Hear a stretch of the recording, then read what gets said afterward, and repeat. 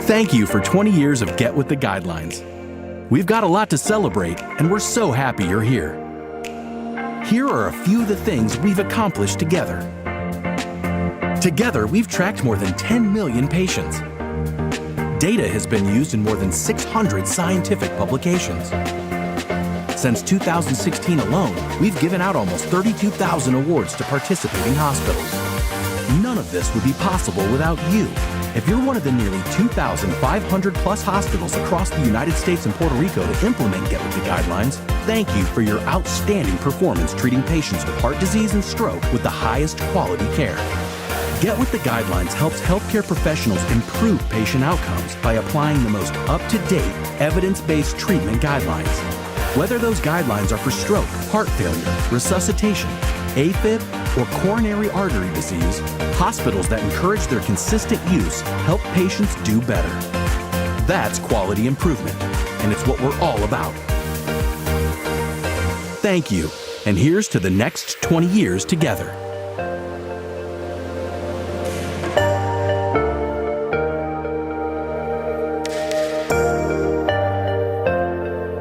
Audio is on.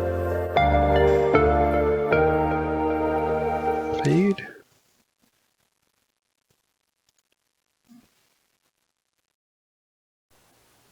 Hello, everyone, and welcome. Hope you're having a great day today. My name is Allison Kropff. For those of you joining us from the great state of Florida, you may recognize me from 10 Tampa Bay, the CBS TV station here in Florida, on weekdays at noon and from 5 until 6 o'clock. I've been a partner with the AHA for some time now, and the mission of the AHA is very personal for me. About 15 years ago, my grandmother suffered a heart attack, and just last year, she passed away from complications of a stroke. So it's something that is very personal to me, and it's very close to me and my family. So thank you for taking the time out of your day to join us as we celebrate the really amazing work that you do every day here in the Southeast region. I know we'd normally be in a ballroom, we'd be eating dinner together, we'd all be mingling. By now, though, we're pretty used to things being different, and this is the way we're living these days, isn't it? We're doing a pretty good job at it, too.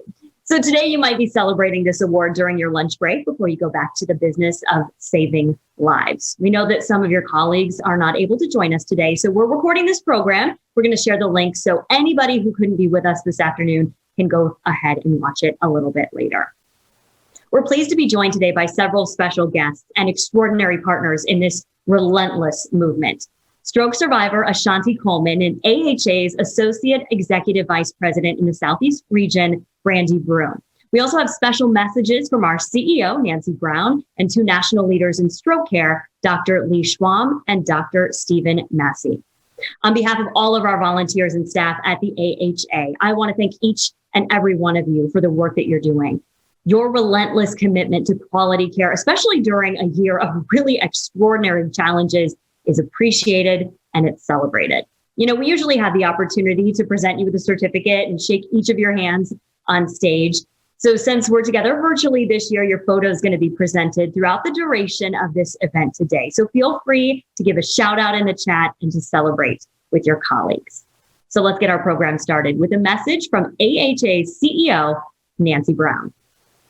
Hi, I'm Nancy Brown, CEO of the American Heart Association. Thank you so much for joining us today and for powering our mission to be a relentless force for a world of longer, healthier lives. Science and research are the bedrock of the American Heart Association, and a key pillar of our work in bringing science to life is our Get With The Guidelines Quality Improvement Program. We launched the program in the year 2000 to assure that patients with coronary artery disease received high-quality, evidence-based care during their hospital stay. Over the past 2 decades, Get With The Guidelines has expanded to include heart failure, stroke, atrial fibrillation, and most recently, the COVID-19 cardiovascular disease registry. Stroke is the largest of our Get With The Guidelines programs, with more than 80% of every stroke that happens in this country captured in our registry.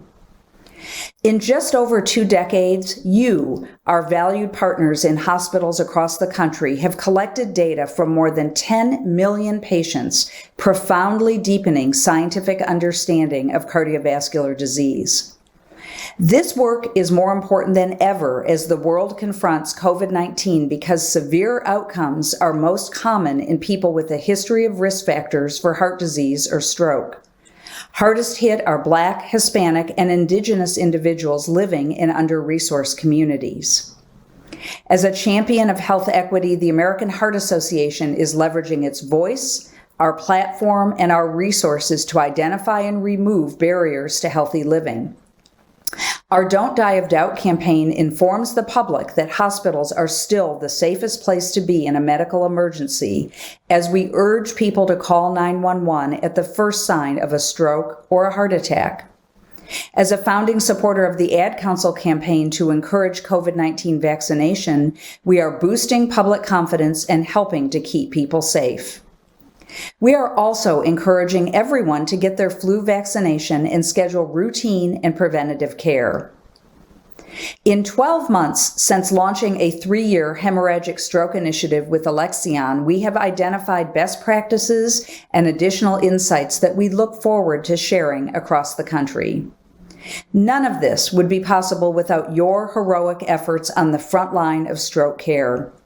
During an extraordinarily challenging year, you have displayed uncommon courage, collaboration, and clinical excellence.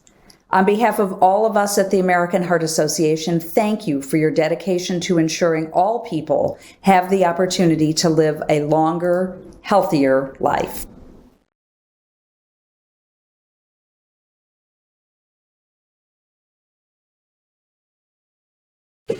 You'd think after a year we'd be getting used to unmuting ourselves on Zoom. It's still taken me 1 or 2 times. Thank you so much for your message, Nancy. Certainly appreciate you. Now, please join me in welcoming AHA's Associate Executive Vice President in the Southeast region, Brandi Broom. Thank you, Allison, and thank you so much for sharing your time today to host this great and important event for us. I'm really privileged to be with all of you today. You know, as we look back on the months since last year's celebration at the International Stroke Conference in Los Angeles, clearly quite a lot has changed.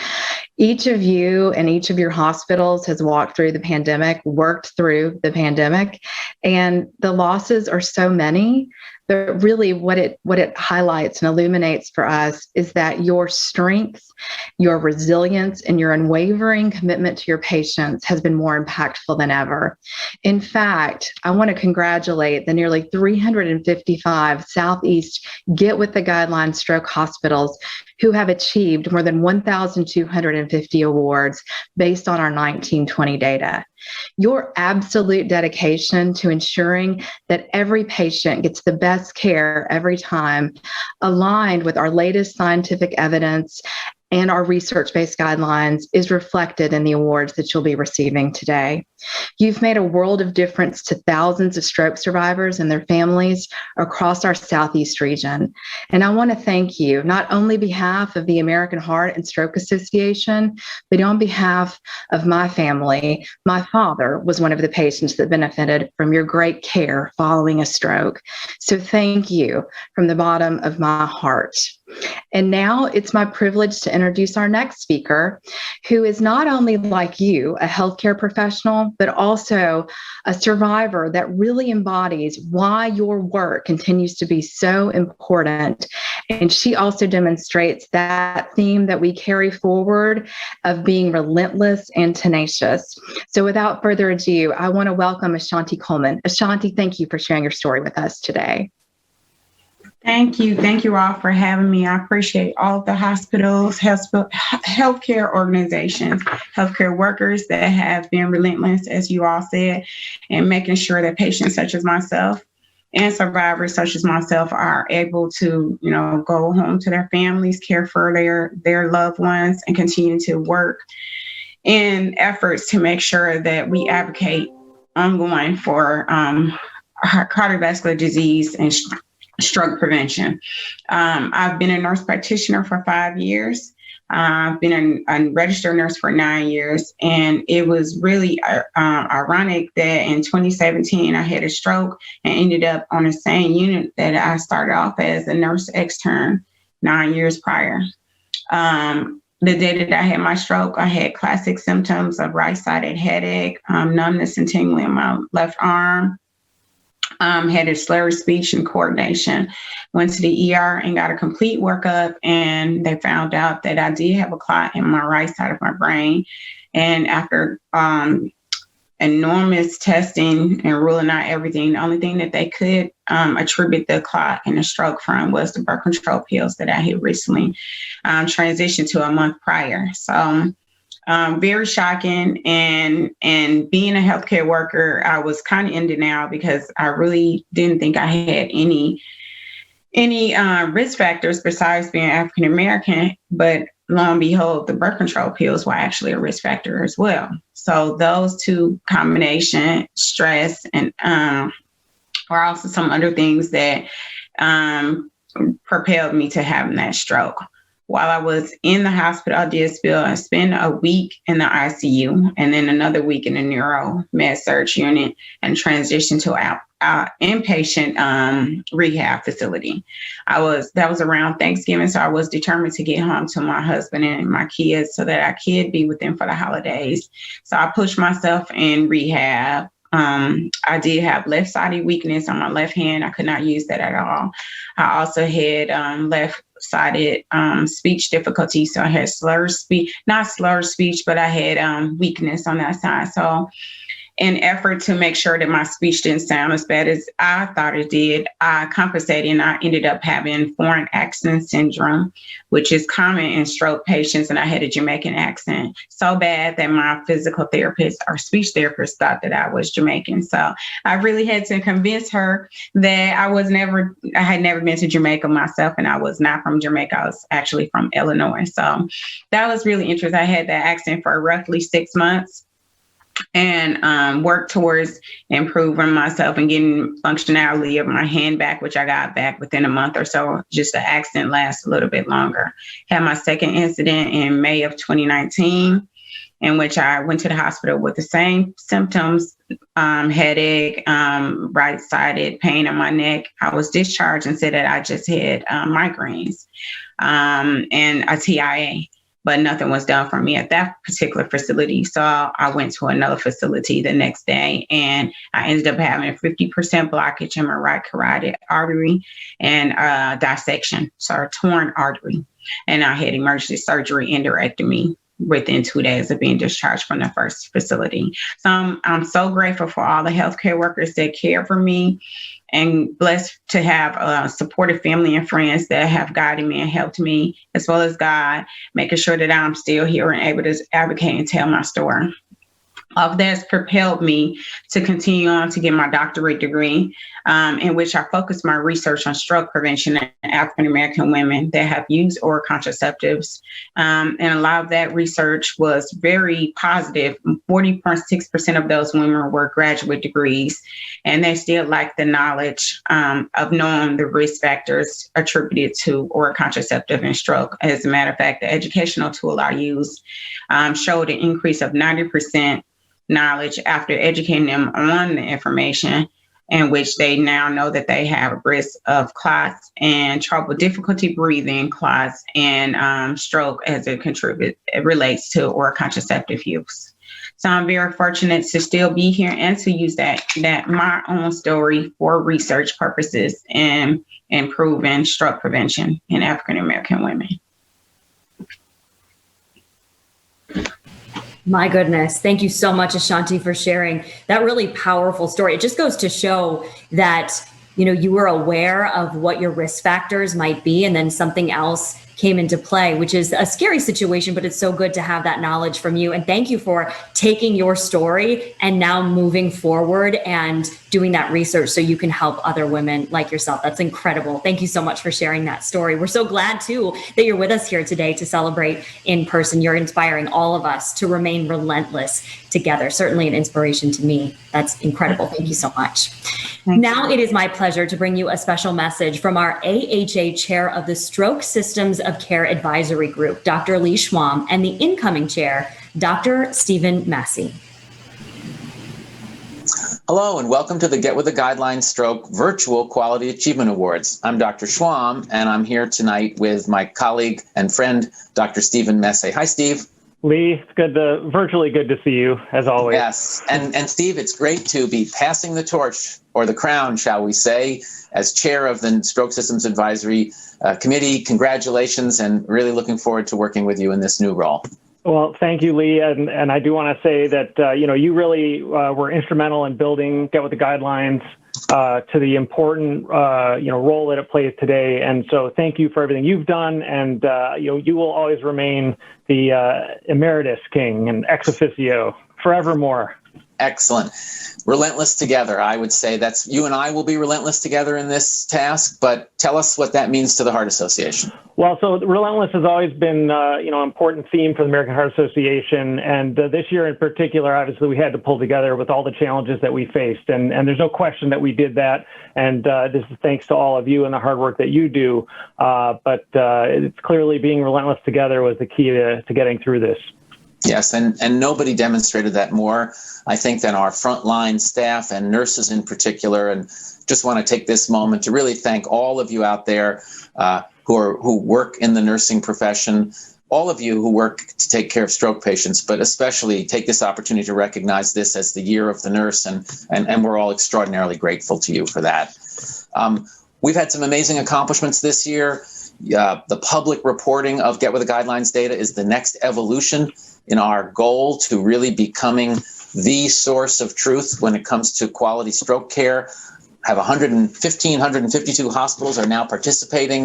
This data gets used by U.S. News in its hospital ranking system, and for some hospitals with health plans. So spring enrollment coming up beginning in May. If you're not in already, sign up. We're in. Steve, are you guys in? I think we are definitely in. Yeah, it's very useful. So that's going to continue to grow. And speaking of growth here, of course, we're seeing continued enrollment in patients being logged into the database. So now over 7 million this year is where the threshold we passed. And by 2024, we're going to get to 10 million, which is absolutely incredible. That could be more number of cases than I have unread emails in my inbox, Steve. Speaking of unbelievable growth, here's the just distribution of publications from this program, over 150 searchable database if you want to look and see on a particular topic or a particular module. But it's been a remarkable journey, and we've made such an impact on the care of stroke in the United States, and had quite a showing at this year's International Stroke Conference. For sure. And some of those have already been published. They were done in time with the stroke conference and are very relevant to all the things we've been dealing with this year. Yes, and Dr. Srivastava with Dr. Fonero published this very important analysis in Get With the Guidelines using the new elements we added in Get With the Guidelines Stroke for COVID specifically, separate from the COVID registry, which was also launched this year, showing that patients with COVID who came in with a stroke had more severe strokes, more large vessel occlusions, longer times, but not statistically significant for some elements of care, but certainly for door to CT, door to needle, door to thrombectomy. But good news, rates of thrombolysis and thrombectomy were unchanged between the groups. So we did the job, it just took longer. Unfortunately, that also meant decreased odds of independence at discharge, higher odds of mortality, whether that's the combination of the delay plus the underlying illness or just the illness itself, we don't know, but it certainly adds fuel to the fire that COVID has an association with stroke severity that impacts patient outcomes. And, when you think about reasons why TPA wasn't given, not surprisingly, the need to put on additional protective equipment had a big impact on the patients with COVID-19, while the traditional reasons for difficulty treating or delays in treatment, hypertension requiring aggressive control with IV medication, much more common in the patients without COVID. And Steve, this is a really interesting study of disparities by race and ethnicity in the use of endovascular therapy among patients who arrived with an NIH stroke scale score greater than 6 within 6 hours, so eligible by time and severity, showing that there is still a persistent but narrowing gap between non-Hispanic whites and Black patients. Fortunately, short-term outcomes are as good or better, and modified ranking at discharge was the same. Unfortunately, 90-day outcomes were worse in Black and Asian patients. We don't know why, but it's an important area of research, particularly as we think about social determinants of health. Absolutely. Good news and bad news, but plenty of work to be done. Yeah, and how about this for good news?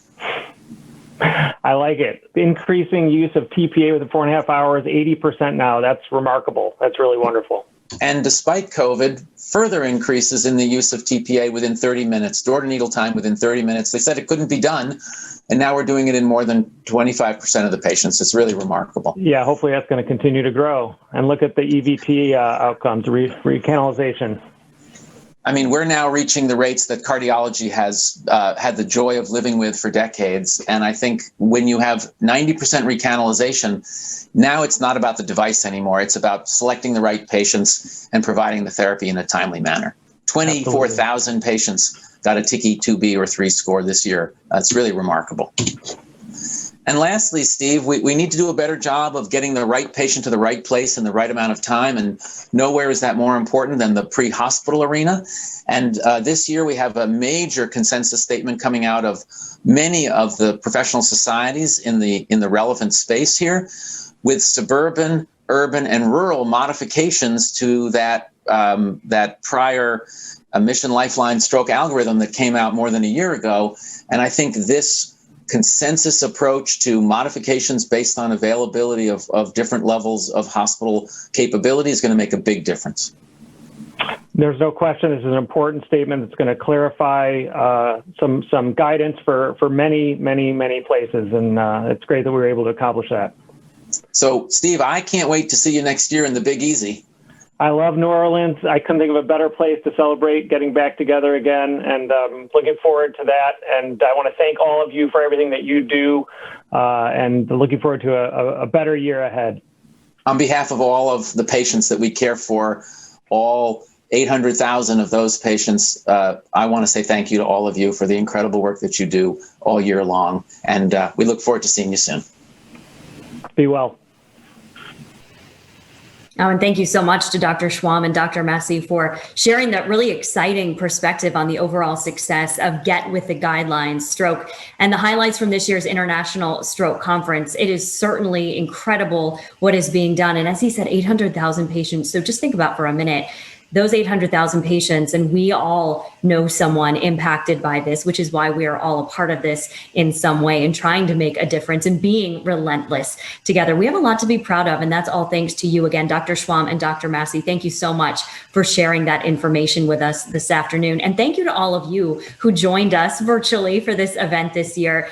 You took the time out of your busy day to spend some time with us, but to celebrate as well the amazing work that you're doing every single day. And you've been doing in a really strange time over the last year. And thank you for doing so in the Southeast region. It would be a little bit different, but we're certainly glad that you got to join us this afternoon. And remember that this is all recorded. So if you want to go back and see that information from Dr. Schwamm and Dr. Messe, once again, this is going to be recorded. You can share it with your colleagues as well, so they're able to go back and watch it again and get that information from our special guests and the extraordinary partners that were in this movement with us. And thank you again to Ashanti Coleman for sharing her incredible story of bravery with all of us and the struggles that she faced, but how she turned those struggles around and she turned it into a lifelong passion to make a difference for women and for men that are just like her. Also, thank you to AHA's Associate Executive Vice President for the Southeast region, Brandi Broom. It was wonderful to have you with us this afternoon. And of course, from our CEO, Nancy Brown.